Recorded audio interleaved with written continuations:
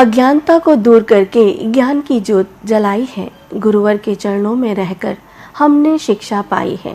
नमस्कार, मैं मधुर परिहार channel 24+ news के इस खास प्रोग्राम दिन विशेष में आपका हार्दिक स्वागत करती हूँ। बचपन से जब से समझ आई है, एक गीत कानों में अक्सर सुनाई देता था। आ तो सुर गाने सुर मावे, ही पर देव रमण ने आवे, इन रोजस नर नारी गावे, धरती धोरारी मीठा मोरारी। या फिर स्कूल में पढ़ी वो कविता, हरे घासरी रोटी ही जद बन बिलावड़ो ले भाग्यो, नान्हो सो अमरियो चीख पड़ियो, राणा रो सोयो दुख जाग्यो।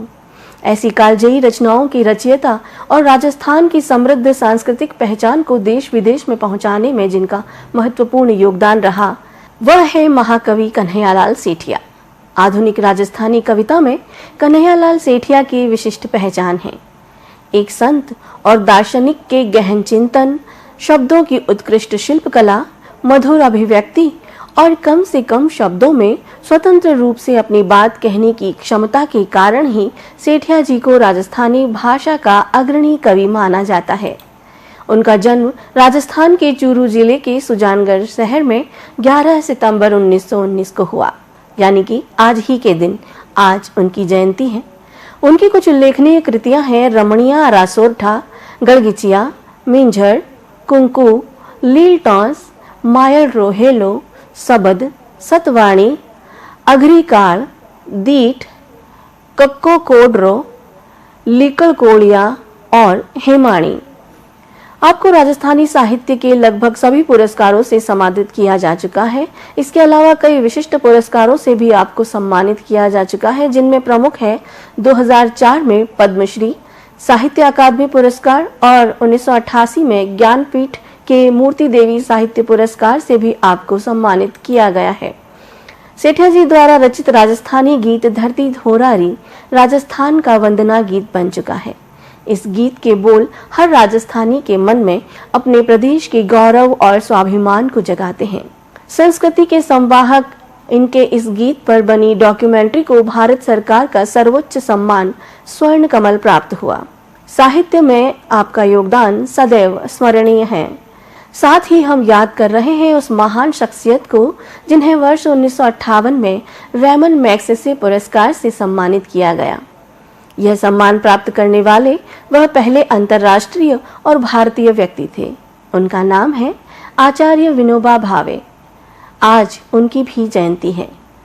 उनका वास्तविक नाम विनायक नरहरि भावे था। विनोबा भावे का जन्म 11 सितंबर 1895 को गोगडी नामक स्थान पर बॉम्बे प्रेसिडेंसी, यानी कि वर्तमान में जिसे हम महाराष्ट्र के नाम से जानते हैं, में हुआ था। आचार्य विनोबा भावे एक महान भारतीय स्वतंत्रता सेनानी, समाज सेवक और गांधीवादी विचारक थे। उन्होंने गांधी जी के सिद्धांतों को अपनाया, उनके अनुयायी बने। बापू के सानिध्य और निर्देशन में विनोबा भावे कई बार जेल भी गए और ब्रिटिश जेल जो है वो उनके लिए एक तीर्थ स्थान बन गया, तीर्थ धाम बन गया। महात्मा गांधी की शिक्षाओं की तर्ज पर ही आत्मनिर्भरता के उद्देश्य से उन्होंने वर्ष 1959 में महिलाओं के लिए ब्रह्म विद्या मंदिर की स्थापना की। विनोबा भावे कई प्रमुख गतिविधियों में शामिल हुए, जिनमें प्रमुख है भूदान आंदोलन। उन्होंने जमींदारों से भूमि दान करने का आह्वान किया, जिससे गरीब किसानों को लाभ हो सके।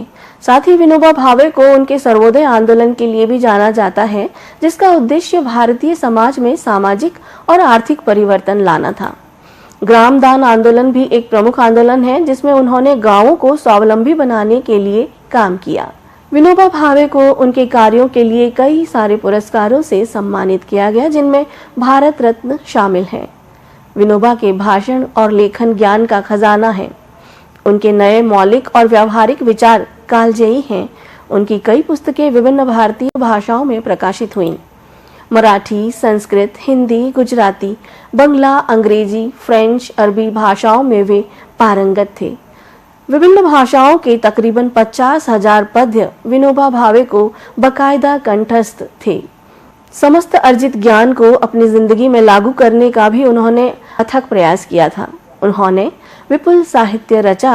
उनकी कृतियों में गीताई, गीता प्रवचने, स्थित प्रज्ञ दर्शन शामिल हैं। उनकी जयंती पर हम उन्हें शत शत नमन करते हैं। और भी ऐसे व्यक्तित्व हुए हैं जिनकी वजह से आज का ये दिन विशेष बन गया है। उनमें एक नाम महादेवी वर्मा जी का भी है, जिनकी आज पुण्यतिथि है। महादेवी वर्मा हिंदी साहित्य के महत्वपूर्ण व्यक्तित्वों में से एक मानी जाती हैं। मैं नीर भरी दुख की बदली, विस्तृत नभ का कोई कोना, मेरा कभी न अपना होना।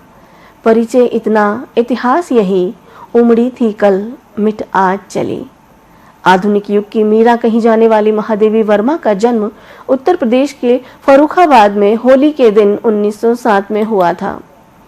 बचपन से ही चित्रकला, संगीत कला और काव्य कला की ओर उन्मुख महादेवी विद्यार्थी जीवन से ही काव्य प्रतिष्ठा पाने लगी थीं और लंबे समय तक प्रयाग महिला विद्यापीठ की वे प्राचार्य रहीं। वह इलाहाबाद से प्रकाशित चांद मासिक पत्रिका की संपादिका थी और प्रयाग में साहित्यकार संसद नामक संस्था की स्थापना भी उन्होंने की थी। महादेवी वर्मा छायावाद की चौथी स्तंभ भी कही जाती हैं। आधुनिक हिंदी कविता में महादेवी वर्मा एक महत्वपूर्ण शक्ति के रूप में उभरी थीं। उन्होंने खड़ी बोली हिंदी को कोमलता और मधुरता से संसिक्त कर सहज मानवीय संवेदनाओं की अभिव्यक्ति का द्वार खोला, विरह को दीप शिखा का गौरव दिया। प्रणय और वेदनानुभूति, जड़ चेतन का एकात्मय भाव, सौंदर्यानुभूति, मूल्य चेतना, रहस्यात्मकता उनकी मुख्य काव्य वस्तुएं हैं। वह प्रधानतः गीति कवयित्री हैं, जिनके काव्य में परंपरा और मौलिकता का अद्वितीय समन्वय नजर आता है। उन्होंने कविताओं के साथ ही रेखा चित्र, संस्मरण, निबंध, डायरी और गद्य विधाओं में भी योगदान दिया है। उनकी प्रमुख कृतियों में निहार, रश्मि, नीरजा, सांध्य गीत, यामा, दीपशिखा, साधिनी, अतीत के चलचित्र, प्रथम आयाम, सप्तपर्णा, अग्नि रेखा शामिल हैं। रेखा चित्रों का संकलन अतीत के चलचित्र और स्मृति की रेखाओं में उन्होंने किया है। श्रृंखला की कड़ियां विवेचनात्मक गद्य है उनका और साहित्यकार की आस्था और अन्य निबंध संकल्पिता, हिमालय, क्षणदा उनके निबंधों का संकलन है। महादेवी वर्मा साहित्य अकादमी की सदस्यता प्राप्त करने वाली पहली लेखिका थीं। भारत सरकार ने उन्हें पद्म भूषण और पद्म विभूषण पुरस्कारों से सम्मानित किया। उन्हें यामा के लिए ज्ञानपीठ पुरस्कार से भी सम्मानित किया गया। भारत सरकार ने उनके सम्मान में जयशंकर प्रसाद के साथ युगल डाक टिकट भी जारी किया।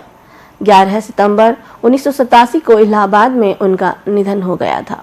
अब बात करते हैं आधुनिक हिंदी कविता के अग्रणी कवियों में से एक गजानन माधव मुक्तिबोध की, जो अपनी कहानियों और डायरी के लिए प्रसिद्ध हैं। आज उनकी भी पुण्यतिथि है। प्रगतिशील काव्यधारा और समकालीन विचारधारा में भी अत्यंत प्रासंगिक कवियों में से एक गजानन माधव मुक्तिबोध का जन्म 13 नवंबर 1917 को श्योपुर ग्वालियर में हुआ। बचपन से उनका स्वभाव अंतर्मुखी और आत्मकेंद्रित रहा था। वे अत्यंत जिज्ञासु थे। चित्त विचलन भी उनकी एक प्रमुख प्रवृत्ति थी, जिसे मुक्तिबोध स्वयं स्थानांतरगामी प्रवृत्ति कहते थे।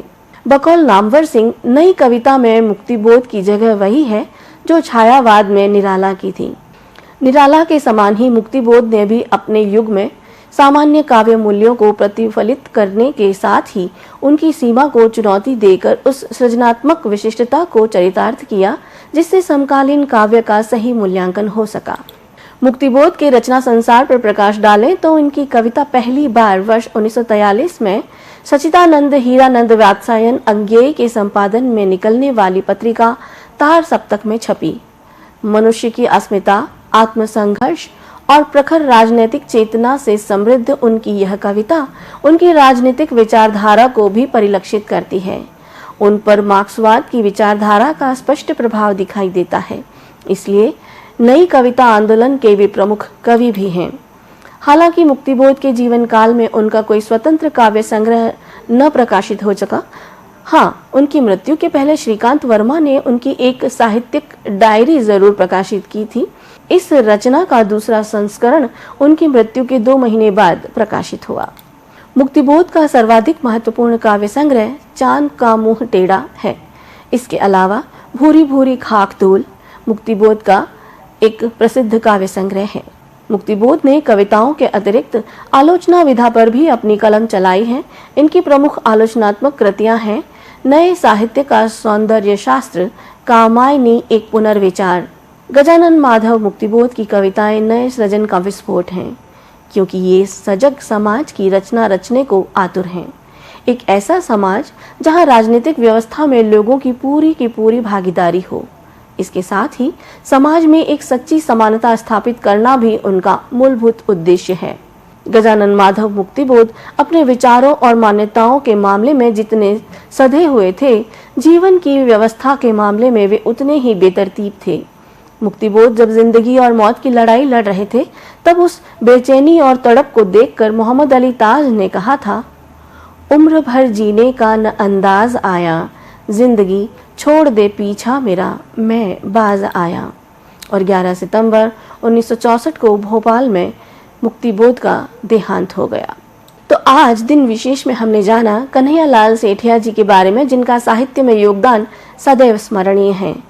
और वर्ष 1958 में रेमन मैग्सेसे पुरस्कार सम्मान प्राप्त करने वाले पहले अंतर्राष्ट्रीय और भारतीय व्यक्ति आचार्य विनोबा भावे के बारे में, साथ ही आधुनिक युग की मीरा कही जाने वाली महादेवी वर्मा और आधुनिक हिंदी कविता के अग्रणी कवियों में से एक गजानन माधव मुक्तिबोध के बारे में। दिन विशेष में फिलहाल इतना ही। कल नए दिन विशेष में मैं मधुर लेकर आऊंगी कुछ और नई जानकारी। देखते रहिए चैनल 24+ न्यूज। नमस्कार।